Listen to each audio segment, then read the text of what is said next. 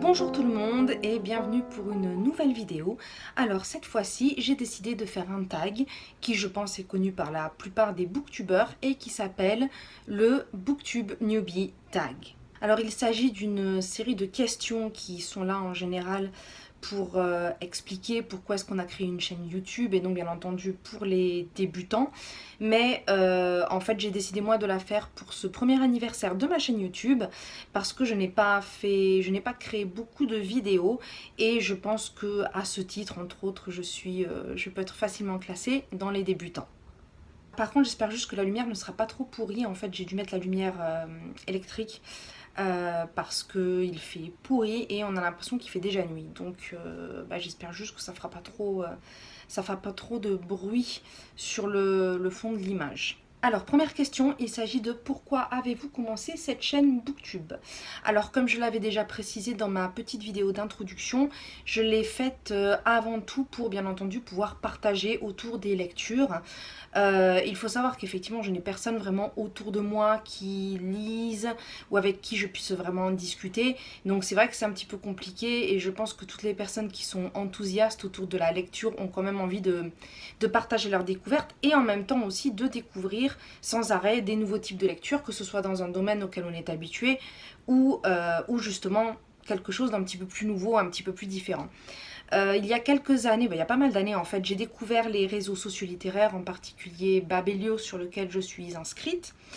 Et si dans le premier temps j'étais juste inscrite pour regarder juste des résumés de livres, je me suis rendu compte qu'en fait à partir du moment où j'ai décidé de participer activement, c'est-à-dire de commenter mais aussi de lire, de participer au concours, au challenge, de discuter un petit peu avec les gens, mon univers littéraire s'est énormément élargi. J'ai découvert énormément de super lectures, j'ai aussi découvert énormément de nouveaux auteurs, de nouveaux sujets auxquels je ne pensais pas forcément. Et puis, alors est-ce que c'est la motivation qui est venue avec qui a fait ça? Je ne sais pas, mais j'ai l'impression que depuis, je lis beaucoup plus. Donc il m'a semblé que les vidéos sont tout simplement une continuité à ce type d'échange. Question numéro 2. Alors, quels aspects drôles et uniques pouvez-vous apporter sur Booktube? Alors j'ai trouvé que c'était une question plutôt compliquée en fait parce que on sait plus ou moins ce qu'on veut faire quand on commence une chaîne Booktube ou en tout cas on en a une idée, mais qu'est-ce que soit on peut apporter. Il y a un petit côté recrutement pour un travail où on te demande toi de citer tes qualités et tes défauts et je trouve que c'est un petit peu compliqué surtout pour des loisirs en fait. Je dirais peut-être un peu plus de variété. Autant du point de vue des lectures en règle générale, puisque c'est vrai que je ne lis pas forcément ce qu'on retrouve sur la plupart des chaînes Booktube, ou en tout cas que celles que j'ai retrouvées, et peut-être un petit peu plus de variété aussi du point de vue démographique, puisque je pense que je ne suis pas vraiment dans la tranche d'âge majoritaire, et encore une fois non plus dans le type de lecture majoritaire qu'on trouve sur Booktube. Sinon en dehors de ça, qu'est-ce que je peux apporter à YouTube? Je dirais oui, effectivement, j'ai beaucoup de projets en fait pour cette chaîne. J'en ai plusieurs, en particulier une série de vidéos pour lesquelles j'ai déjà planifié pas mal de choses, pour lesquelles j'ai une bonne quarantaine de sujets déjà à traiter, mais ça j'en parlerai que quand je pourrai commencer à les publier. Et également un challenge aussi que j'ai déjà un minimum préparé. Mais ça j'en parlerai en temps voulu et malheureusement ça ne sera pas pour tout de suite parce que y a toujours le problème de temps qui se présente. J'en parle à chaque fois, je vais en parler dans une prochaine question. Sinon, j'ai aussi créé un tag spécial pour Halloween, mais que je mettrai en ligne début octobre, justement, pour pouvoir se mettre dans l'ambiance avant la date fatidique. Et puis j'espère qu'il sera partagé par certains d'entre vous, effectivement, puisque je trouve ce système de tag assez sympa, surtout, bon, celui-là est un petit peu vague avec cette histoire de newbie et de booktube en général, mais quand il s'agit de livres, c'est quand même plus facile à cibler et c'est en général ce dont on veut vraiment parler. Sinon, je pense que Booktube, en fait, c'est aussi beaucoup du point de vue de la personnalité de chacun. Je pense que comme beaucoup, je suis des youtubeurs en général qui ne m'ont pas forcément tapé dans l'œil à cause du sujet, mais plus à cause de leur personnalité, parce que j'apprécie de les écouter et j'apprécie le travail qu'ils font et ce qu'ils présentent. Donc ça, après, c'est un jugement très personnel de chacun. Question numéro 3. Qu'est-ce qui vous enthousiasme ou motive le plus vis-à-vis de cette nouvelle chaîne ? Alors ça, je pense que ça revient à peu près dans toutes les questions qui sont posées avant et celles qui sont posées après. C'est-à-dire les échanges avec les personnes autour de la lecture, les découvertes que je peux faire, qu'on peut m'apporter, et puis effectivement les projets dont je viens de parler, ça fait partie de mes grosses motivations pour la chaîne. Il y en aura peut-être qui se présenteront plus tard, mais en tout cas pour l'instant j'ai l'impression qu'on en est à peu près à ça. Question numéro 4, c'est celle qui devrait être la plus simple et en même temps la plus compliquée. Il y a des questions un petit peu philosophiques quand même. Pourquoi aimez-vous lire ? Alors, pourquoi est-ce que j'aime lire ? Je pense qu'il y a plusieurs raisons. Alors, tout d'abord, le fait que ça serve d'échappatoire. Je pense qu'on est quand même très nombreux quand on est dans un livre, à vouloir un petit peu s'échapper de notre quotidien, à vouloir aller dans d'autres univers et en même temps pouvoir découvrir des choses que on ne pourrait pas forcément découvrir autrement. Aller dans des lieux fantastiques, dans des lieux où la magie est possible, dans des lieux tout simplement où on ne peut plus aller, ou qui sont trop loin, ou par exemple j'aime la SF, bon c'est sûr que c'est pas demain que j'irai sur la lune, mais c'est quand même fascinant d'imaginer des choses pareilles. Donc je dirais que oui, en premier lieu, c'est le côté échappatoire. Ensuite je dirais parce que ça permet d'apprendre. Il n'y a quand même pas de meilleure source d'apprentissage que les livres en général. Que ce soit des livres de type encyclopédique, mais aussi des romans, des nouvelles, des documentaires, on trouve tout et n'importe quoi dans les livres, et c'est pas que les films ou les séries ou les documentaires n'apportent pas autant, mais les livres sont quand même ceux qui sont là depuis le plus longtemps, ceux auxquels les gens sont le plus habitués, et en règle générale les plus abordables aussi.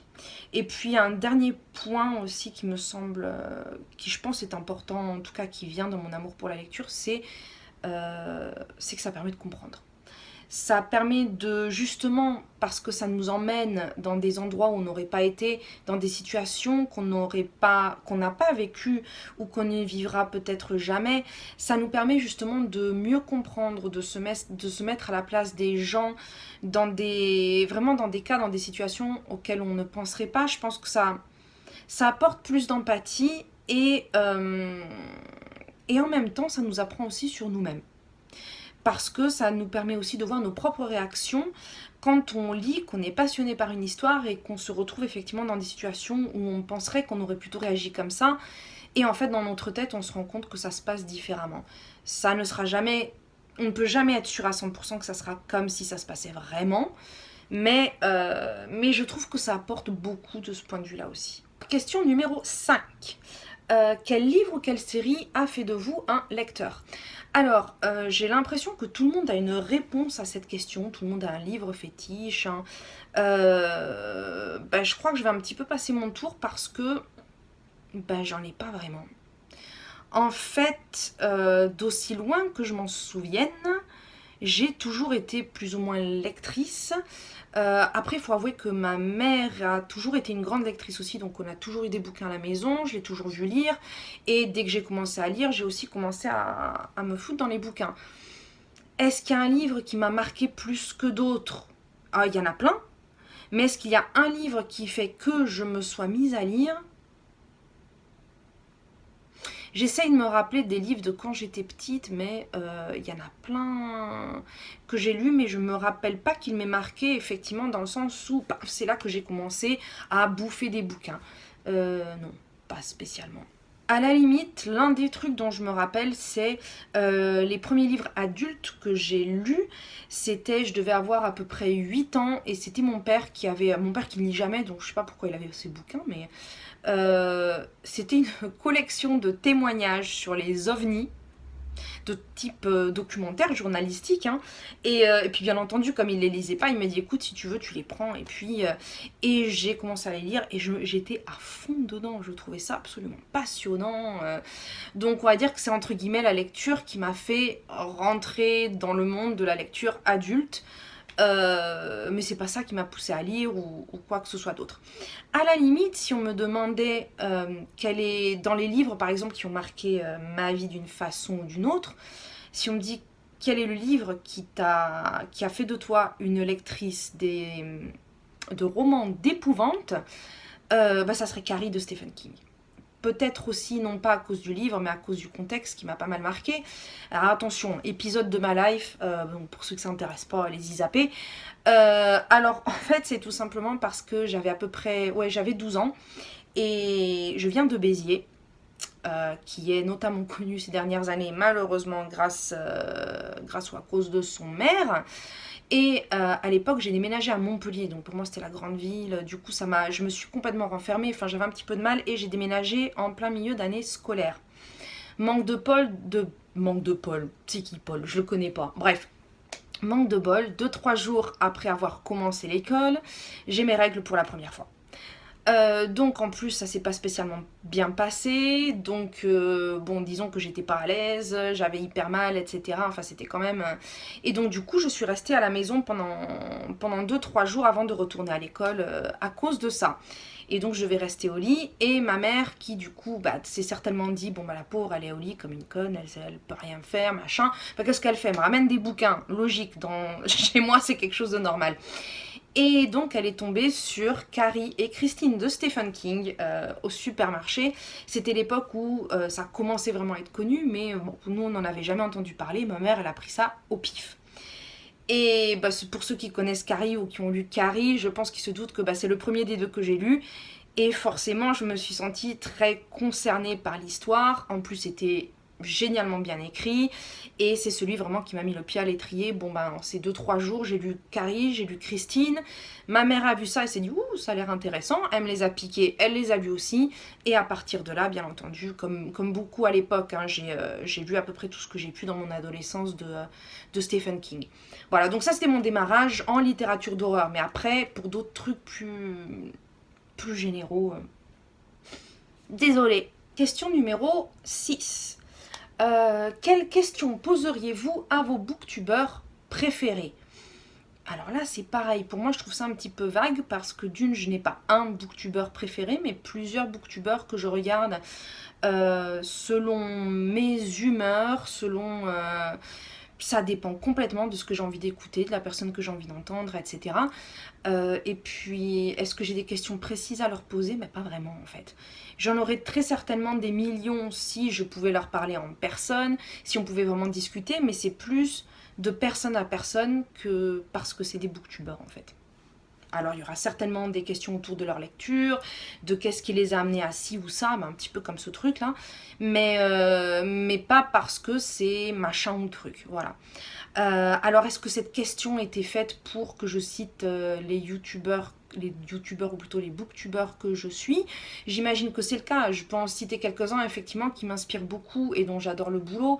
Bien entendu, il y a, alors en premier lieu, c'est Lolifant parce que c'est quand même la seule qui lit quand même beaucoup de science-fiction adulte et j'avoue que j'adore sa chaîne, elle est très instructive. Sinon, il y a Cornelius, Paper Palace, Alex Bookin en Prada, Pikiti Bookin, je suis sûre que j'en oublie. Amita Books et je dois en oublier d'autres. S'il y en a une ou deux que j'oublie, en tout cas dans celles que je suis vraiment régulièrement, je vais les mettre quelque part autour de ma tête. Voilà, comme ça. Disons que ça sera entre guillemets mes petites recommandations pour ceux qui ne les connaissent pas encore. Après, j'ai plutôt une question d'ordre général. Ma question porte plutôt sur les booktubeurs qui font déjà ça depuis un bon moment et sur le booktube francophone en général parce que quand on regarde le succès de booktube dans le monde anglophone et surtout dans le monde hispanophone, je veux dire la francophonie c'est quand même beaucoup de pays et de gens qui parlent français. Pourquoi est-ce que ça ne fonctionne pas? Pourquoi est-ce qu'il y a aussi peu de booktubeurs et aussi peu de personnes en fait qui ont envie de regarder ça? Alors est-ce que c'est parce que ils cherchent quelque chose qu'ils ne trouvent pas dans ces chaînes ou est-ce que tout simplement les gens qui parlent langue française n'aiment pas lire? J'avoue que c'est une question que je me pose. Alors est-ce que quelqu'un y a déjà réfléchi? ce serait éventuellement la seule question que j'aurais à poser. Et éventuellement, donc pour les gens qui ne font pas booktube mais qui suivent des booktubeurs ou qui regardent des vidéos booktube, est-ce qu'il y a des choses qu'ils aimeraient vraiment voir sur les chaînes booktube à propos des livres en règle générale et que tout simplement ils ne trouvent pas dans ces chaînes et pas qu'ils ne les satisfont pas, mais des choses qui manquent. Des choses qui manquent. Parce que je trouve que les chaînes, en tout cas moi celles que je regarde, forcément si je les suis, bah, c'est que je les trouve bien.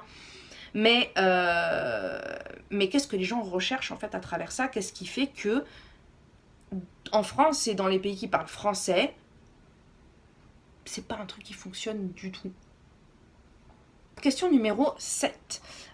Quels challenges ou difficultés seront les plus difficiles à surmonter dans les débuts de la chaîne? Alors, disons que d'une façon générale, il y a tout ce qui est autour de la vidéo, le montage, etc. Forcément, je n'avais jamais fait ça avant, donc j'apprends au fur et à mesure. Mais c'est super intéressant, donc je ne trouve pas en soi que ça soit une difficulté. C'est une difficulté parce que je n'ai pas le niveau, que je ne suis absolument pas professionnelle. Mais ça reste quelque chose qui me plaît, donc ça n'est absolument pas dérangeant et ça prendra le temps que ça prendra. Par contre, difficulté dont je parle systématiquement et que je vais éviter de répéter à chaque fois que je fais une vidéo, le manque de temps. Voilà. Alors, je vais en profiter que c'est une question ici pour raconter ma life en le moins de temps possible, mais juste pour que vous compreniez pourquoi chez moi j'ai cette obsession. Bon, déjà j'ai toujours eu cette obsession du temps, mais alors en fait là, depuis quelques temps, comme job à temps plein, j'enseigne le français, l'anglais et l'espagnol pour des élèves qui vont de la maternelle jusqu'au concours universitaire, voire parfois quelques adultes. Donc ça fait beaucoup de langues, beaucoup de niveaux différents et un public aussi très différent parce qu'un débutant adulte et un débutant de 2 ans, bon bah vous leur préparez pas les mêmes choses. Donc la préparation prend du temps. Et puis le tout au Japon, bon ça c'est encore secondaire, mais du coup j'essaye aussi d'apprendre le japonais du mieux que je ne puisse. Voilà. Et à côté de ça, il y a quelques années, j'ai décidé de reprendre mes études d'archéologie, pour lesquels je me spécialise en archéologie japonaise, ce qui explique aussi pourquoi je suis ici. Et en ce moment, depuis quelques mois, je suis sur la rédaction de ma thèse. Donc, j'arrive au bout. Donc je sais, c'est pour ça en fait que je le dis à plusieurs reprises, je sais que dans quelques mois, que j'y arrive ou que je me plante, je vais avoir plus de temps. Voilà. Parce que je n'aurai plus toutes ces choses en même temps. Par contre, oui, c'est vrai que depuis l'année dernière et en ce moment, au niveau du temps, je suis un petit peu... Alors pourquoi est-ce que j'insiste, pourquoi est-ce que je veux absolument continuer cette chaîne YouTube, même maintenant plutôt que d'attendre? Mais parce que c'est un truc qui me fait plaisir. Et puis justement, quand on a tellement de choses à faire, qu'on est sans arrêt en train de penser à bosser sur ci, bosser sur ça, machin, je dis pas que c'est pas un plaisir, en tout cas pour l'archéologie, mais c'est vrai que ça fait du bien aussi justement de communiquer un peu, de partager un petit peu. Et ici, je suis un petit peu isolée.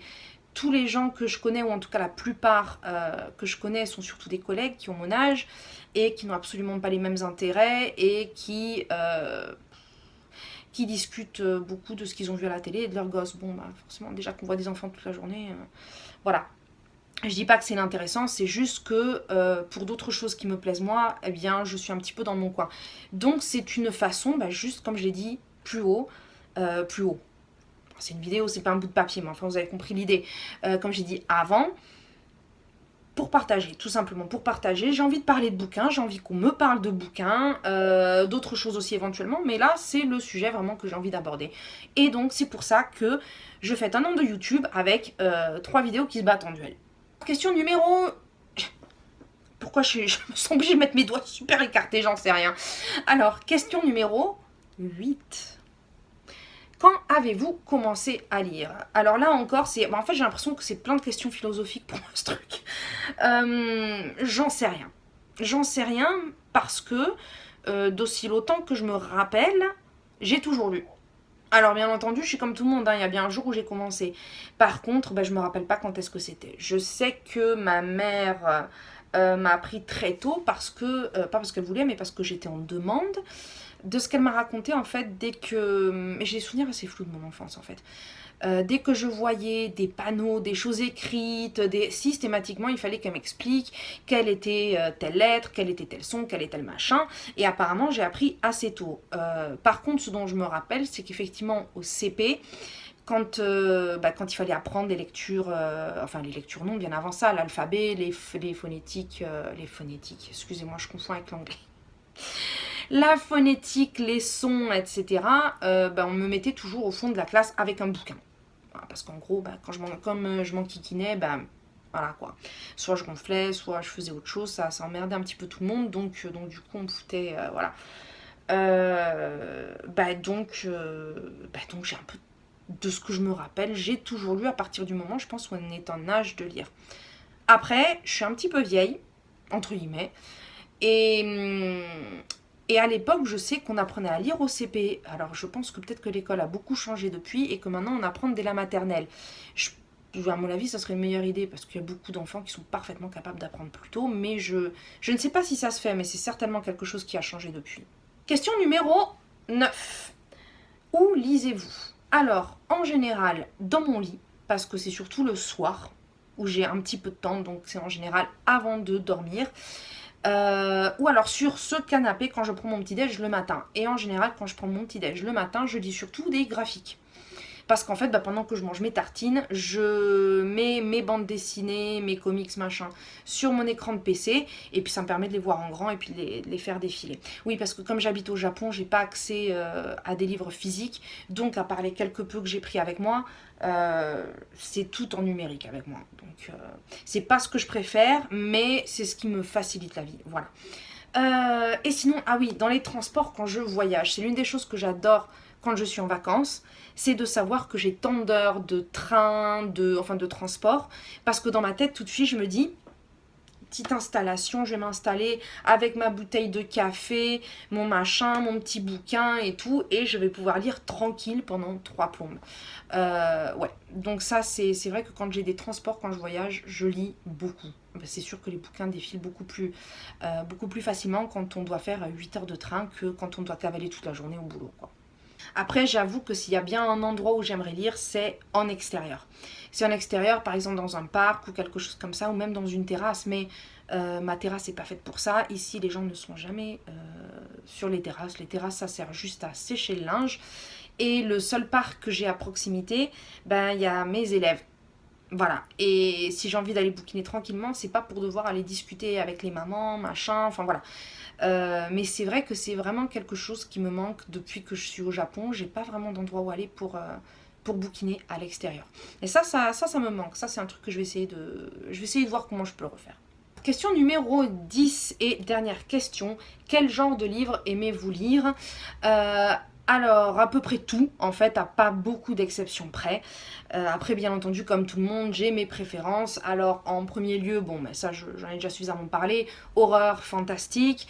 La SF aussi. Alors, la SF, c'est un truc surtout en prenant de l'âge. Quand j'étais ado, pas des masses, hein, mais c'est vrai que ces dernières années, beaucoup. J'aime vraiment beaucoup J'ai appris à aimer la science-fiction d'une certaine façon. Les livres historiques, j'adore les romans historiques. Et les classiques. Alors j'ai les classiques entre guillemets parce que les classiques ça englobe un peu tout et n'importe quoi du moment que c'est un petit peu ancien et connu. Donc c'est comme tout, il y en a que j'adore et puis il y en a que j'aime pas. Voilà, c'est normal. Après, occasionnellement, je lis de la fantasy. Bizarrement, c'est pas quelque chose que je lis beaucoup. Pourtant, les quelques livres de fantasy que j'ai lus, j'ai adoré. Mais c'est pas en tout cas quelque chose vers quoi je vais automatiquement, mais que je lirai avec plaisir de toute façon. Et les policiers. Voilà, les policiers aussi, c'est occasionnel, une fois de temps en temps, j'aime bien en lire un. Après, c'est pareil, c'est pas forcément quelque chose sur quoi je me jette. Par contre, si j'en ai un sous la main qui me tente, je vais le lire. Au final, c'est peut-être plus facile de dire ce que je ne lis pas en règle générale. En premier lieu, la romance. Je peux pas. La romance, la chick lit. Je mets les deux dans le même paquet parce que je sais même pas si je comprends la différence en fait. Romance, chick lit, personnellement, ça fonctionne pas du tout. Même si j'ai toujours été convaincue qu'à partir du moment où quelqu'un écrit bien, il est capable de faire passer n'importe quelle histoire. Pour l'instant, j'ai pas trouvé la perle rare. J'essaye quand même occasionnellement. Je sais plus, c'était l'année dernière ou l'année d'avant. J'ai essayé Bridget Jones. Euh, C'était dur, hein. C'était dur. Heureusement, c'est pas un gros bouquin, mais ouf, là, j'en voyais pas le bout. Je voyais pas le bout arriver du tout. Peut-être que j'en parlerai un petit peu plus un jour, mais je l'ai pas très bien vécu. Donc, pour l'instant, je suis pas prête de réitérer l'expérience trop vite. Et autre chose, par contre, que je ne lis pas, c'est le young adulte. Voilà. Alors je sais que c'est ce qui est le plus répandu sur toutes les chaînes Booktube, mais je ne lis pas de young adulte. Alors après, quand j'y pense, j'ai l'impression que quand moi j'étais ado, ça n'existait pas. Alors est-ce que c'est pour ça ou est-ce que juste j'ai pas mis la main dessus? Après, ouais non, j'ai l'impression qu'on passait tous de la littérature pour gamins à de la littérature adulte. Mais bah, je sais pas si ça existait ou pas. En tout cas, j'allais en bibliothèque, donc je pense que si j'en avais trouvé, je les aurais pris, mais ça me dit rien du tout. Et ah si, j'ai lu Percy Jackson. J'ai lu le premier tome de Percy Jackson et je l'ai trouvé très sympa en fait. J'ai bien aimé, mais ça m'a pas donné envie de me ruer sur la suite. Voilà. Donc j'ai trouvé ça bien, je dirais certainement la suite, mais voilà. Alors peut-être que le young adulte, une fois de temps en temps, ça va me prendre dans les reins, mais c'est clairement pas mon type de lecture, en tout cas pas ce vers quoi je vais me diriger. Ce qui ne m'empêche pas d'écouter des conseils et puis de peut-être tester une fois de temps en temps. Et bien voilà, nous sommes arrivés au bout des 10 questions. Alors j'espère que ça vous aura appris un petit peu plus de choses sur la chaîne, sur moi. Je ne sais pas, j'avais trouvé plusieurs newbie tags, mais il me semble que celui que j'ai fait c'est le plus répandu ou le principal. N'hésitez pas à me donner des petites idées de tags que je puisse faire comme ça de temps en temps sur des vidéos un petit peu plus courtes que ce que je fais d'habitude. Et puis voilà, bah écoutez, si vous avez des questions, des idées, des suggestions par rapport à ce que j'ai dit, par rapport à... N'hésitez pas, vous notez tout. N'hésitez pas non plus à vous abonner, à mettre un petit pouce pour m'encourager. Et puis sur ce, je vous dis à bientôt!